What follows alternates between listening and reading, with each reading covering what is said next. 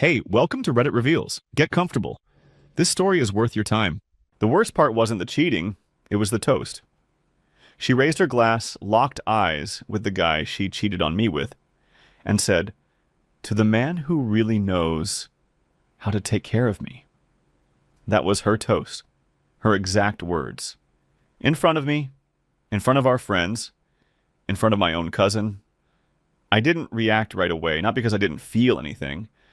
No, I felt everything at once. My stomach turned, my throat tightened, and my hands went completely numb. But I didn't move. I just stood there, like a frozen scarecrow, while everyone else looked around, half laughing, half horrified, like, "Wait, did she really just say that?" Yeah, she did, and she meant it. Before we go deeper, quick thing. Let us know where you're watching from, country or city, down in the comments. Now, back to that moment. She didn't look at me once after the toast. Just smiled at Dean, that's the guy, and took a sip of her wine. People started pretending to have side conversations, acting like they didn't hear it. But they did. Everyone heard it. My best friend Logan gave me this look from across the room like, "Dude, what on earth are you doing?" What was I doing? I was still trying to make a marriage work with a woman who stopped pretending to respect me months ago. Let me paint the picture here. This wasn't some wild party in Vegas. This was a backyard engagement party for her sister Lisa at her parents' house in San Jose. Her mom made sangria. Her dad grilled ribs. Her whole family was there. And she decided to make that toast. The ring had been digging into my finger all night. I kept twisting it, like maybe I was just fidgeting. But really, I already knew I was done. The second she laughed with Dean during the speeches and whispered something into his ear, I knew. I'd just been too much of a coward to admit it to myself. So after the toast, while she walked off, like she hadn't just gut-punched me in front of 40 people, I went straight to the drink table. I set my cup down, took off my ring, laid it right on the plastic tablecloth next to the stack of red Solo cups.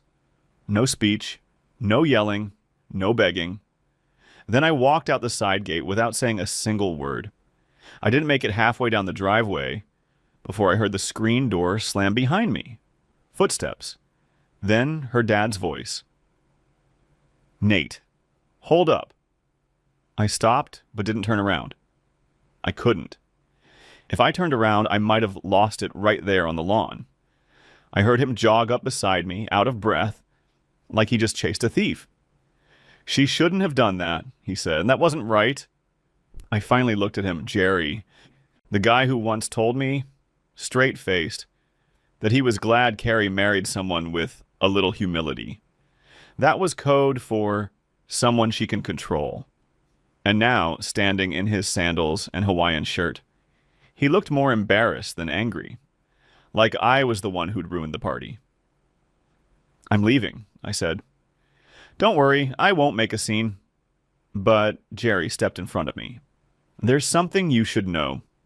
He glanced back toward the house. "She and Dean, it didn't start recently." I froze. "What?" I asked. "They've been in touch for a while, since before your anniversary trip to Tahoe." I didn't say anything because, well, I thought she'd come to her senses. I stared at him, blinking like I hadn't understood English. That trip was 6 months ago. She'd made me feel awful the entire time. Said I was too tired, too boring, too predictable. We barely spoke on the drive home. But I had no idea she was texting him the whole time. "You knew?" I said, my voice cracking harder than I wanted it to. "I'm not defending her," he said quickly. "I'm just saying this didn't come out of nowhere. And I'm sorry." I walked past him without another word. I didn't owe him anything. If her own father couldn't set her straight, what was the point?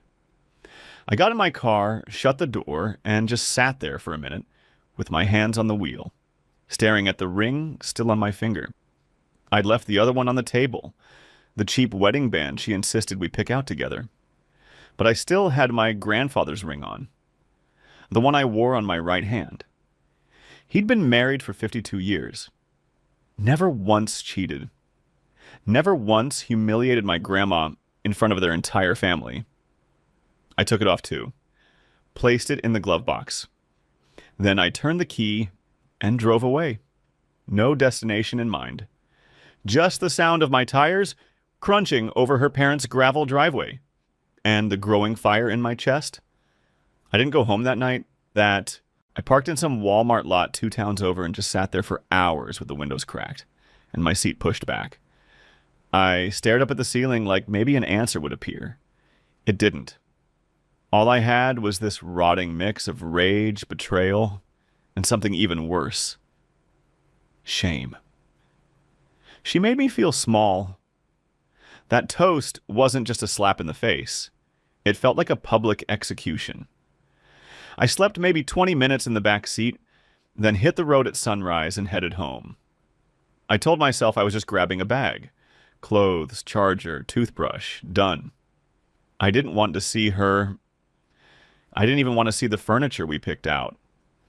I just wanted to get in and get out before she showed her face again. The driveway was empty when I pulled in. Her car wasn't there. That should have felt like relief, but it didn't. It just made me suspicious. Like she wasn't gone for a drive. She was with him. Maybe still laughing about that toast while I packed my life into a duffel bag. I stepped inside and everything was too quiet. Normally, she left some true crime podcast blaring through the Bluetooth speaker, or the dishwasher humming, or her cat sprinting around the living room like it was possessed. But today, nothing. I walked into the bedroom and stopped dead in the doorway. There was a suitcase on the bed. Hers. Half packed. One heel sticking out the side like she'd left in a hurry. Her charger was still tangled on the floor. Makeup bag wide open. Clothes dumped across the mattress like she'd been interrupted. Then I saw the note. It was folded in half and leaning against the lamp on my nightstand. She wrote my name on the front in lowercase letters. That was always her thing. She hated capital letters for some reason. I picked it up, hesitated, then opened it. I didn't mean for you to find out like that. That was the first line. No, sorry. No, I love you. Just that. Dean wasn't supposed to be there. I told Lisa not to invite him. She did it anyway. I didn't plan any of that. But I know how it looked. I'll be gone for a few days. Don't throw away my stuff. I'll come back for it. That was it. No apology. No ownership. Just a warning. Don't touch my things. I'll be back later. I crumpled the note in my fist, went to the kitchen, and grabbed a trash bag. If she wanted to come back, fine, but she wouldn't be coming back to our house. I didn't go to her closet to snoop. I went to throw her stuff into trash bags, plain and simple. Whatever she wanted to pick up later, I was going to leave it in the garage, zipped up and waiting. But when I opened her closet, something caught my eye that stopped everything. It was a shoebox, just a regular Nike box tucked way in the back, under her winter coats. At first, I thought it was old shoes or maybe a box of photos. But when I pulled it out and lifted the lid, I felt like someone had punched me square in the chest. Inside were letters. Not from me. I've never written her a single love letter in my life. These were from him. From Dean. I grabbed a stack, sat on the edge of the bed, and started reading. Can't stop thinking about the way you look that night in Monterey. I know you're scared to leave him, but you weren't put on this earth to be bored, Carrie. When you wear red, I lose my mind. It wasn't just flirting. It wasn't just trashy talk. These were dated, labeled, folded and refolded with care. Some of them went back 2 years. That meant the affair started even before my uncle's funeral. The same weekend she claimed she wasn't feeling well and stayed back while I drove to San Diego alone. She was probably with him. That realization hit me harder than her toast at the party. She didn't just cheat. She built a second relationship, one stupid letter at a time, while lying to my face and making me feel like I was the problem. Then I saw the last envelope in the box. It had no return address, no date, just a scribble on the front. Open when you decide. I opened it without thinking. Inside was a printed confirmation for a hotel reservation under both of their names. A suite, 3 nights, Santa Barbara, for this coming weekend. So while I'd been mowing the lawn, paying bills, fixing the leaking bathroom sink, she'd been planning a romantic escape with the same guy she toasted in front of my family. I dropped the letter, walked out of the room, went straight to the garage, and started dragging her boxes down from the shelves. I didn't even care if I broke something. Her stuff was going out that day. She said she'd be back in a few days. She was going to come back to a garage full of her lies in garbage bags. She showed up just after 9 that night, like she expected everything to still be right where she left it.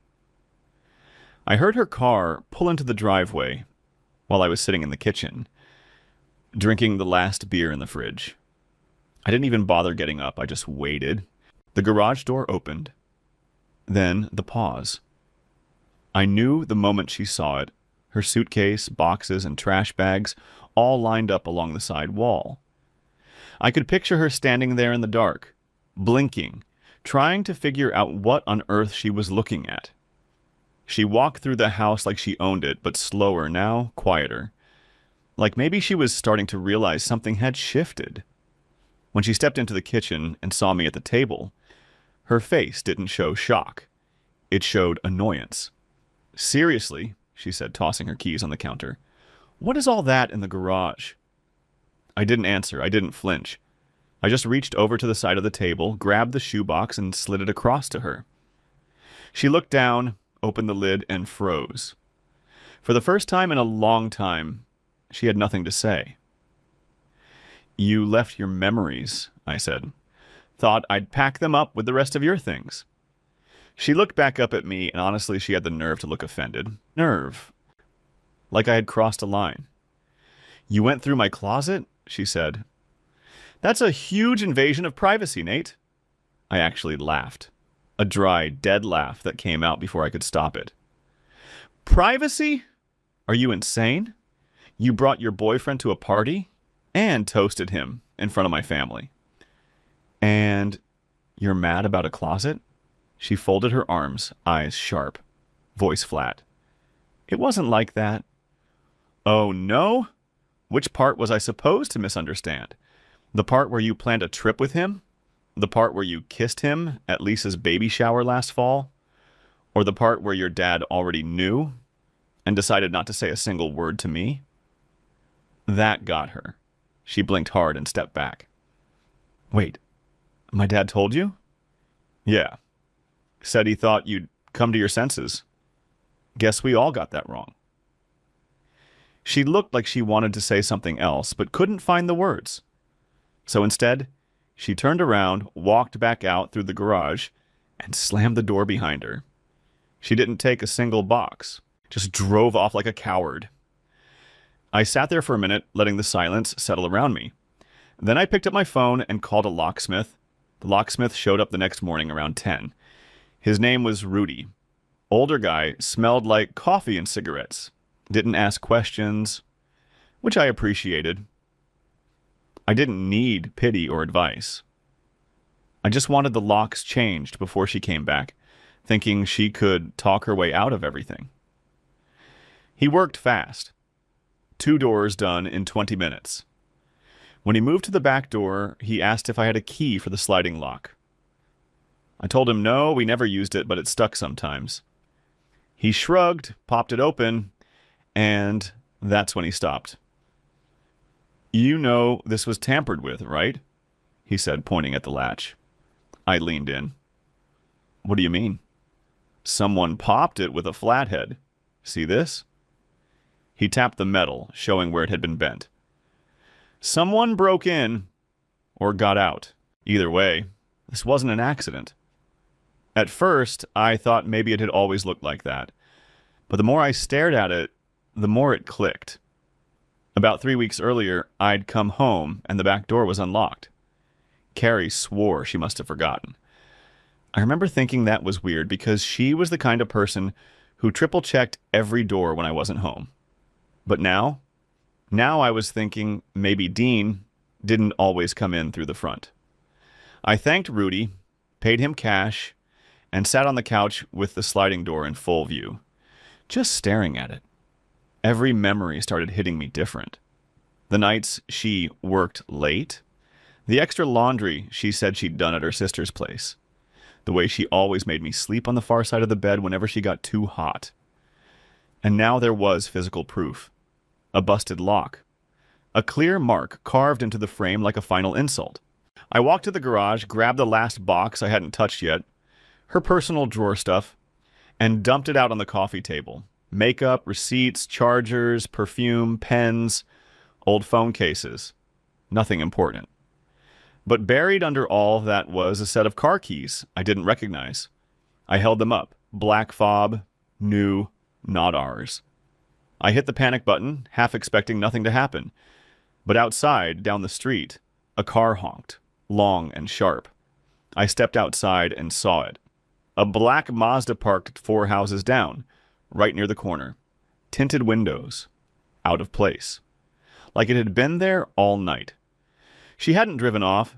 She'd parked, waited, and watched. I didn't think. I just walked straight toward the Mazda.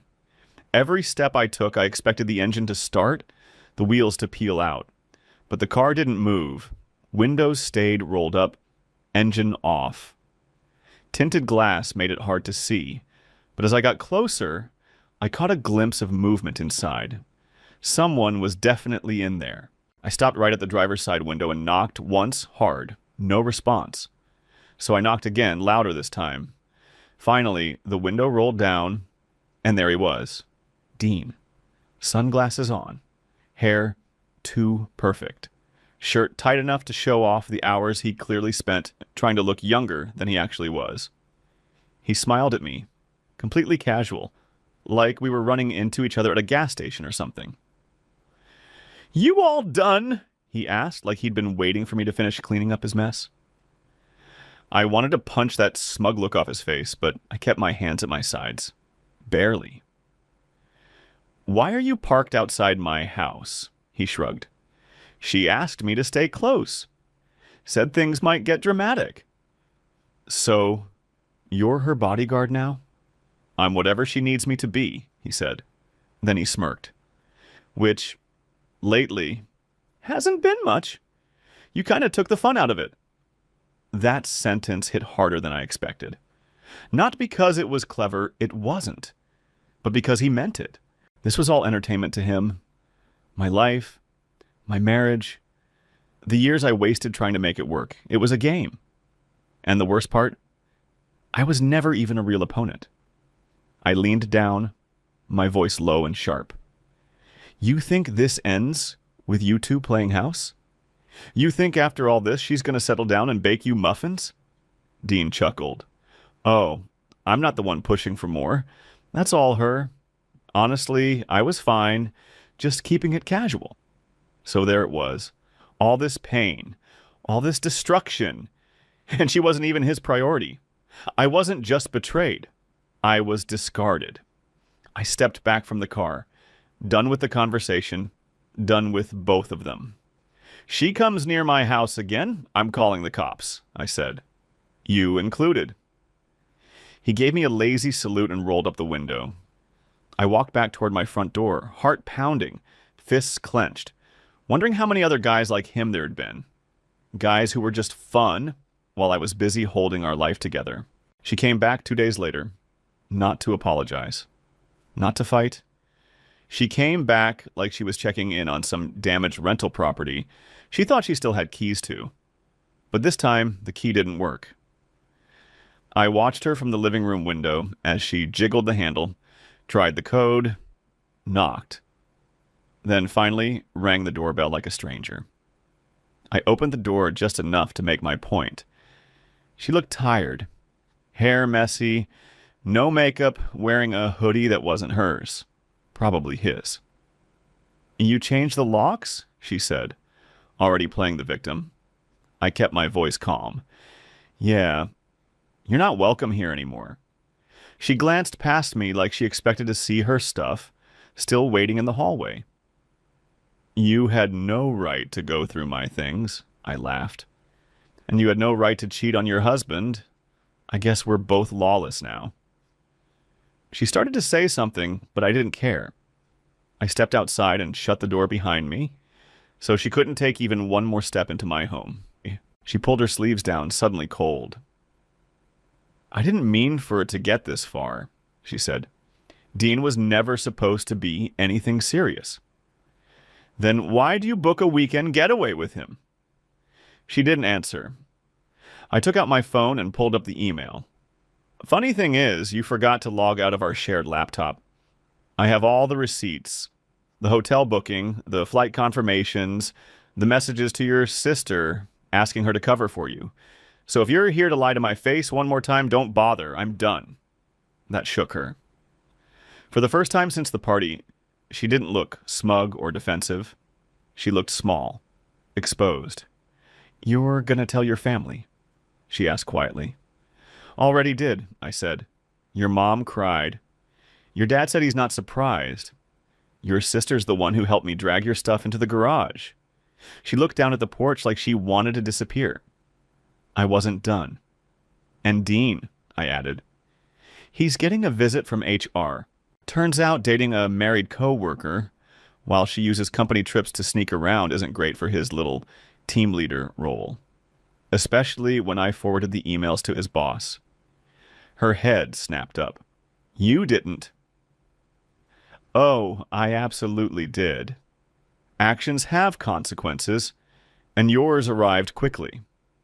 She didn't say another word, just turned around and walked back to her car. I watched her go, shut the door, and locked it behind me. Then I sat on my couch, took a deep breath, and smiled for the first time in months. What do you think? Did she get what she deserved? Let me know in the comments. If this resonated, consider subscribing for more stories.